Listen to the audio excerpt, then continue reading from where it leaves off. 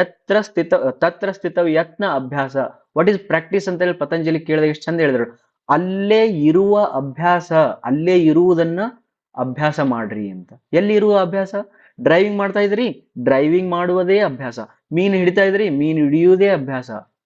ಮಗ್ಗದಲ್ಲಿ involve ಇದ್ದು ಮಗ್ಗದನ್ನೇ ನಿಮಗೆ ಅಭ್ಯಾಸ. ಪಾಠ ಮಾಡ್ತಿದ್ರೆ ಪಾಠ ಮಾಡುವುದೇ ಅಭ್ಯಾಸ. ನಡೀತಾ ಇದ್ರೆ ನಡೆಯೋದೇ ಅಭ್ಯಾಸ. ಉಣ್ತಾ ಇದ್ರೆ ಉಣುವುದೇ ಅಭ್ಯಾಸ. ಅಲ್ಲೇ ಇರುವ ಪ್ರಯತ್ನವೇ ಅಭ್ಯಾಸ. ಇಷ್ಟು ಚಂದ ಡೆಫಿನಿಷನ್ ನಿಮ್ಗೆ ಯಾವ ಜಗತ್ತೊಳಗೆ ಕೊಡೋ. What is practice?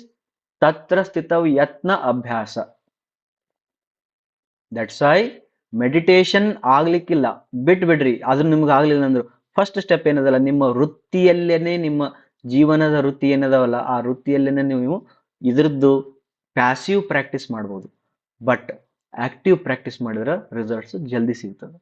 Passive practice ಮಾಡ್ರಿ, ಬಟ್ ಆಕ್ಟಿವ್ ಪ್ರಾಕ್ಟೀಸ್ ಮಾಡೋದ್ರಿಂದನೂ ಕೂಡ ಜಾಸ್ತಿ ಚೆನ್ನಾಗಿ ರಿಸಲ್ಟ್ ಸಿಗ್ತದ. This is